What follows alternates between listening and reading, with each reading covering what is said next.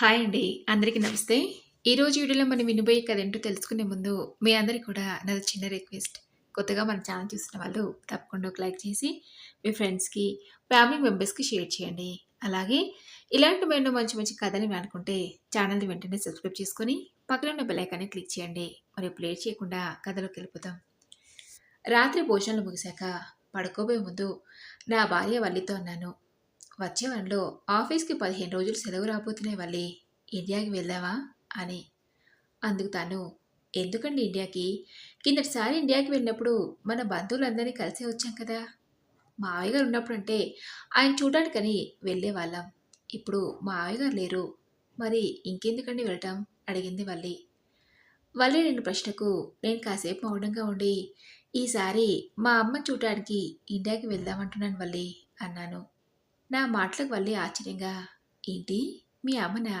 అసలు మీరేం మాట్లాడుతున్నారండి? అత్తయ్య గారు మీకు 3 సంవత్సరాల వయసున్నప్పుడే అనారోగ్యంతో పోయారు కదా! మళ్ళీ అమ్మని చూడటానికి అంటారేంటి? అడిగింది. అవును వల్లి, అమ్మని చూడటానికే అన్నాను. ఏంటండి? మీరేం మాట్లాడుతున్నారో నాకేం అర్థం కావట్లేదు అంది వల్లి. అవును వల్లి, చనిపోయింది నాకు జన్మనిచ్చిన తల్లి, నన్ను పెంచిన తల్లి ఇంకా బ్రతికే ఉంది.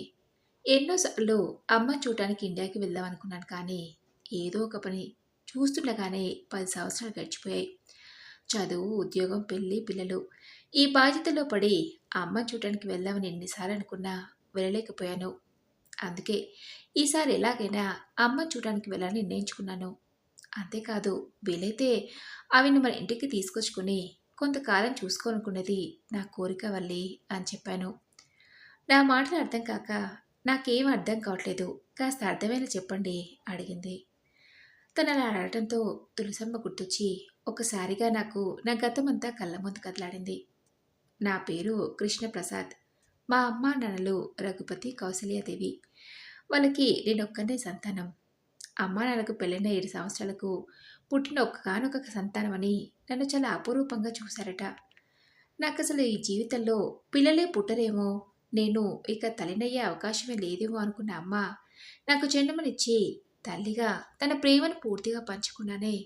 నాకు 2 సంవత్సరాల నుండి 3వ సంవత్సరంలోకి అడుగు పెడుతుండగానే గర్భసంచి క్యాన్సర్తో కన్ను మూసిందమ్మ. నాన్న ఒక్కడికే నన్ను చూసుకోవడం కష్టమైంది. బంధువులు, తెలిసిన వాళ్ళు పిల్లాన్ని పెంచడం నీ ఒక్కడితో అయ్యే పని కాదని నాన్నని మళ్ళీ పెళ్లి చేసుకోమన్నారట. అందుకు నాన్న ఒప్పుకోలేదు. ఆ వచ్చే ఆవిడ నాకు భార్య అవుతుందేమో కానీ పిల్లాడికి తల్లి అవ్వలేదు అని నన్ను చూసుకుంటూ ఉద్యోగానికి వెళ్ళడం కష్టమవుతుందని నన్ను చూసుకోవడానికి ఒక ఆయాని నియమించాడట. ఆ వచ్చిన ఆయా నాన్న ముందు నన్ను బాగానే చూసుకుని నాన్న స్కూల్కి వెళ్ళగానే నన్ను పట్టించుకునేది కాదట. నేను ఆకలితో ఏడుస్తుంటే మా పక్క పోర్షన్లో ఉండే మూర్తి మాస్టర్ గారి భార్య తులసమ్మ నన్ను తీసుకెళ్ళి అన్నం తినిపించేదట. అలా ఓ వారం గడిచినా ఆయా ప్రవర్తనలో మార్పు రాకపోవడంతో ఆయా విషయం తులసమ్మ నాన్నతో చెప్పి తనని పనిలో నుంచి మాన్పించిందట. ఇక మీదట కృష్ణప్రసాద్ని నేనే చూసుకుంటాను, మీరేం కంగారు పడకండి అన్నయ్య అని ఉదయం నాన్న స్కూల్కి వెళ్ళిన దగ్గర నుంచి సాయంత్రం మళ్ళీ నాన్న వచ్చే వరకు ఆవిడ నన్ను చూసుకునేది. నాన్న, మూర్తి మాస్టర్ గారు ఒకే స్కూల్లో ఉపాధ్యాయులుగా పనిచేసేవాళ్ళు. మా 2 కుటుంబాలు ఒకే ఇంట్లోని పక్కపక్క పోర్షన్లో అద్దెకుండేవి. మూర్తి మాస్టర్, తులసమ్మ దంపతులకు 2 కూతుళ్ళు. వాళ్ళ వయసులో నాకన్నా పెద్దవాళ్ళు. అప్పటికే ఇద్దరు స్కూలుకి వెళ్ళేవాళ్ళు అవటంతో తులసమ్మ తన ఖాళీ సమయం అంతా నన్ను చూసుకోవడంతోనే సరిపోయేది. అలా నాకు స్నానం చేపించడం, అన్నం తినిపించడం, ఆడిపించడం అన్నీ తులసమ్మనే చేసేది. నాకు ఊహ తెలిసినప్పటికే తనే నా ఆలనా పాలనా చూస్తుండటంతో ఆవిడే నా కన్నతల్లి అనుకునేవాణ్ణి. కానీ కాస్త పెద్దయ్యాక తెలిసింది తులసమ్మ నా కన్నతల్లి కాదు, పెంచిన తల్లి అని. ఓ రోజు అప్పుడు నేను 7వ తరగతి చదువుకుంటా అనుకుంటా. ఆ అమ్మ నాన్న కలిసి నా ఫోటో చూపించి, ఈవిడెవరు నాన్న అడిగాను. అప్పుడు నాన్న చెప్తే తెలిసింది తన కడుపున పుట్టుకున్న తులసమ్మనే నా ఆలనా పాలనా చూస్తుందని.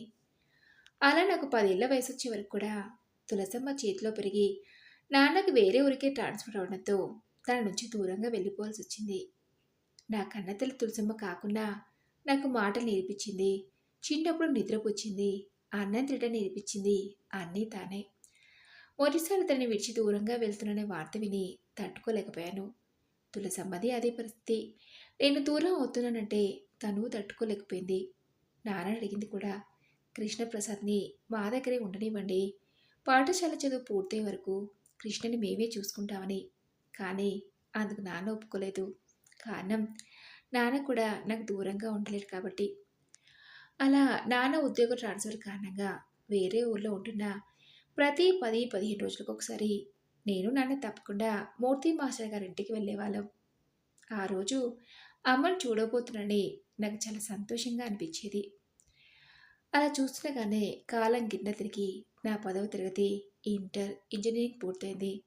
చదువుకునే రోజుల్లో ఎక్కడున్నా ప్రతి సంవత్సరం తులసమ్మని చూడటానికి ఊరికి వెళ్ళేవాడిని. నేను తను చూడడానికి వెళ్ళే ప్రతిసారి మా బాబే నేనంటే నీకెంత ప్రేమ అని నేనున్న 2 రోజులు నాకు ఇష్టమైనవన్నీ చేసి కడుపు నిండా పెట్టే తులసమ్మ.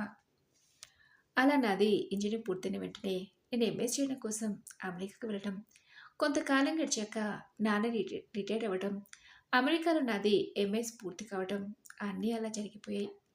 నేను ఎంఎస్ కోసం అమెరికాకి వెళ్ళినప్పటి నుంచి తులసమ్మ చూడటానికి వెళ్ళడం ఎప్పుడూ వీలు కాలేదు. అప్పటికే మూర్తి మాస్టారు తులసమ్మల ఇద్దరు కూతుళ్లకు పెళ్ళయ్యాయి. ఎంఎస్ అయిన వెంటనే అక్కడే ఉద్యోగంలో చేరిపోయాను. ఆ తర్వాత 2 సంవత్సరాలకే పెళ్ళి, ఆ తర్వాత పిల్లలు.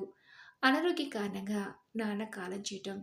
ఓవైపు ఉద్యోగ బాధ్యతలు, మరోవైపు కుటుంబ బాధ్యతలు. వీటన్నింట్లో పడి తులసమ్మ చూడటానికి ఇంతకాలంగా వెళ్ళనే లేదు. అసలు నేనైనా తను చూడకుండా ఇంతకాలంగా ఉన్నానని గుర్తొచ్చినప్పుడల్లా అదోలా అనిపించేది. అందుకే ఈసారి ఎన్ని పనులున్నా సరే అవన్నీ మానుకుని మరీ తులసమ్మని చూడటానికి వెళ్ళాలని నిర్ణయించుకున్నాను. అదే విషయం నా భార్య వల్లితో చెప్పాను. నేను చెప్పిందంతా విన్నాక వల్లి కూడా వెళ్దామండి, నాకు కూడా మీ అమ్మగారు ఎలా ఉంటుందో చూడాలని ఉంది అని అంది. అలా వారం రోజులు గడిచాయి. పిల్లలు వల్లి సరే అంటంతో ఇండియా ప్రయాణానికి ఏర్పాట్లో ఉన్నాం.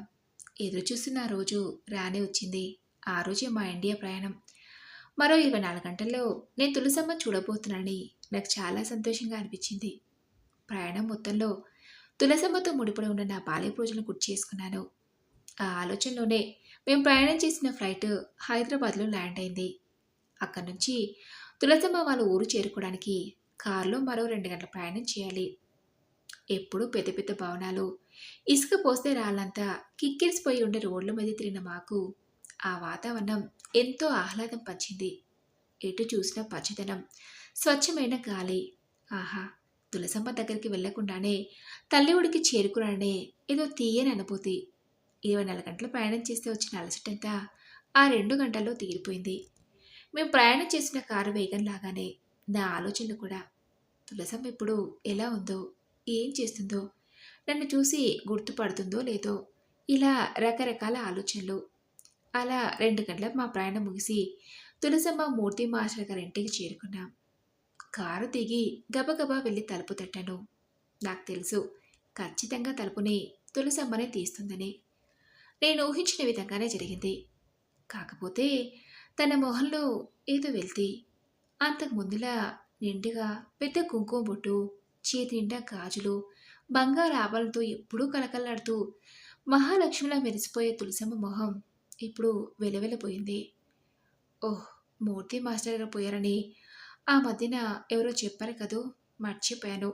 తులసమ్మ అంటేనే నాకు ఊహ తెలిసినప్పటికీ ఆ మహాలక్ష్మి రూపం గుర్తొస్తుంది.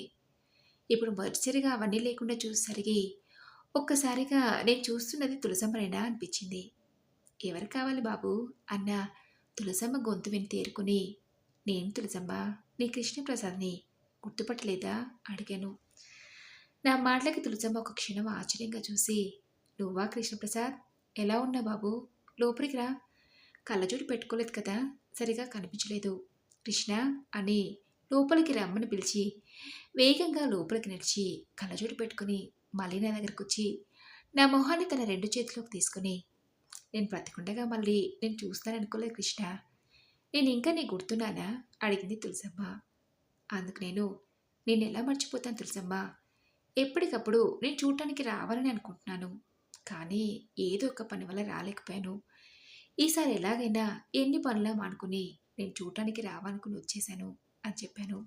ఎలా ఉన్నావు? నీ ఆరోగ్యం అది బాగుంది కదా అడిగాను.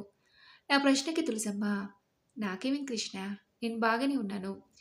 నువ్వు రావటం నాకు చాలా సంతోషంగా ఉందంటూ నా 2 చేతులని తన చేతిలోకి తీసుకుంది. అవును, వాళ్ళంతా అలా బయట నిలబడిపోయారే, నీ భార్య పిల్లలునా అడిగింది తులసమ్మ. అవును తులసమ్మ అని వాళ్ళని పిల్లల్ని లోపలికి రమ్మని పిలిచాను. ఇంతకాలమైంది, అయినా పర్వాలేదు, ఇంతకానికైనా నీ భార్యని పిల్లల్ని చూడగలిగాను. మీ నాన్న ఒకసారి అన్నాడు కృష్ణ, ఆ అమ్మాయి వాళ్ళది అమెరికాలో స్థిరపడిన కుటుంబమే అయినా మన పద్ధతులు సాంప్రదాయాలను చక్కగా పాటిస్తారని. ఆ అమ్మాయి చాలా లక్షణంగా ఉంది, నీ పిల్లలిద్దరు కూడా అంటూ నా పిల్లల్ని చెరో వైపు తీసుకొని మీ నాన్నమ్మ చూడటానికి వచ్చారట అని వారిని ముద్దు చేసింది. కాసేపు ఆ మాట ఈ మాట మాట్లాడుకున్నాక మీకు స్నానాలకు ఏర్పాటు చేస్తాను, అప్పటి వరకు టీ తాగి స్నాక్ తిందురు కానని గబగబా వంటగదిలోకి వెళ్ళి మా ఇద్దరికి టీ, పిల్లలకు స్నాక్స్ తీసుకొని వచ్చింది తులసమ్మ. ఓ 10 నిమిషాలు అయ్యాక తులసమ్మ వాళ్ళ ఇంటికి దగ్గరలో ఉన్న ఓ పనమ్మని పిలిచి మా అందరి స్నానాలకు వెన్నీళ్ళు పెట్టించింది. మేమంతా ఫ్రెష్ అప్ అయి వచ్చేసరికి తులసమ్మ పనమ్మాయి సహాయంతో వేడివేడిగా భోజనాలు సిద్ధం చేసింది. తులసమ్మ చేసే పప్పుచారంటే నాకు చాలా ఇష్టం. ఆ రుచి వేరు, ఎక్కడా దొరకదు. అది ఆవిడ చేతి మహిమో ఏమో కానీ చాలా అద్భుతంగా ఉంటుంది. చాలా సంవత్సరాల తర్వాత కడుపు నిండా కమ్మని భోజనం తినాలనే తృప్తి కలిగింది. మా అందరి భోజనాలు ముగిశాయి. పిల్లలు ఆరు బయట ఆడుకుంటుంటే నేను వల్లి తులసమ్మ పెరట్లో చెట్టు నిండా కూర్చున్నాం. చాలా కాలం తర్వాత తులసమ్మని కలిశాను కదా. మూర్తి మాస్టర్ గారు పోవటం, ఆ తర్వాత తను ఒంటరిగా ఉంటూ పడుతున్న కష్టాల గురించి చెప్తూ బాధపడింది. మూర్తి మాస్టర్ గారు అనారోగ్య కారణంగా కాలం చేశారని, తను రిటైర్గా వచ్చిన డబ్బంతా ఖర్చు చేసిన లాభం లేకపోయిందని చెప్తూ బాధపడింది. తులసమ్మ చేతిలో చిల్లి గవ్వలేని కారణంగా తను చూసుకోవడానికి తన అల్లుళ్ళిద్దరూ నిరాకరించని చెప్తూ బాధపడింది. ఈ రోజుల్లో డబ్బుకు తప్ప బంధాలకు విలువలేదు కృష్ణ అంటూ చెప్పుకుంటూ తులసమ్మ ఏడుస్తుంటే నేను చూడలేకపోయాను. తనను ఓదార్చి, మీకిద్దరు కూతుర్లే కదా తులసమ్మ, కొడుకు లేని తలదన్న బాధ్యత కూతుర్లది కాక మరెవరిది అడిగాను. అందుకు తులసమ్మ, కూతురు మన వాళ్ళు అవుతారు కానీ అల్లులు మన వాళ్ళు కాదు కదా కృష్ణ, నా కూతుర్ల కాపురాలు బాగుంటే నాకంతే చాలు అంది. ఇవన్నీ ఏవీ తెలియకుండానే తులసమ్మని నా దగ్గరికి తీసుకెళ్ళి కొంతకాలం చూసుకోవాలనుకున్నాను. ఇప్పుడు తులసమ్మ ఉంటుందని తెలిసి, పైగా తన ఇద్దరు కూతుళ్ళు తనని ఆదరించడం లేదని తెలిసి తులసమ్మను ఒంటరిగా వదిలేయద్దని నిర్ణయించుకున్నాను. శాశ్వతంగా తులసమ్మ మాతో పాటే ఉండేలా ఏర్పాటు చేసి తీసుకెళ్ళాలనుకుని అదే విషయం తులసమ్మతో చెప్పాను. అందుకు తను మొదట నిరాకరించింది. నా వల్ల అనవసరంగా మీకెందుకు ఇబ్బంది, నేను ఎక్కడికి రాలేను బాబు అంది. అంటే తులసమ్మ, నేను తన కడుపున పుట్ట కొడుకును కాదని కదా నాతో రానంటుంది. అదే తన కడుపున పుట్ట కొడుకు రమ్మని పిలిస్తే వెళ్ళేదే కదా అనుకుని అదే విషయం తులసమ్మని అడిగాను. నేను నీ కడుపున పుట్టిన కొడుకును కాదని కదా నువ్వు నా దగ్గరికి రానంటున్నావు.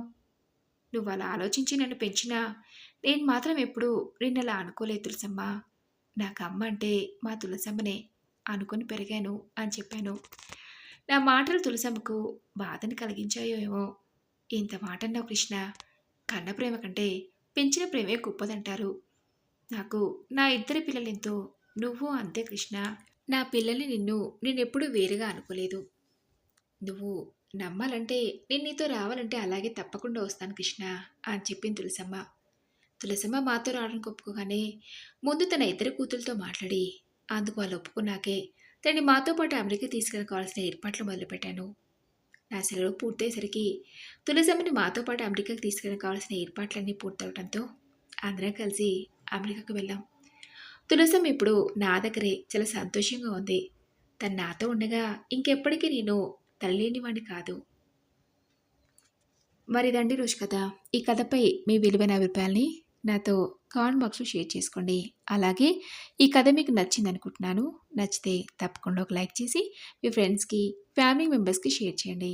అలాగే ఇలాంటి మరెన్నో మంచి మంచి కథలు అనుకుంటే ఛానల్ని వెంటనే సబ్స్క్రైబ్ చేసుకుని పక్కన ఉన్న బెల్ ఐకాన్ని క్లిక్ చేయండి. నెక్స్ట్ వీడియోలో మరొక మంచి కథతో కలుసుకుందాం. Thanks for listening.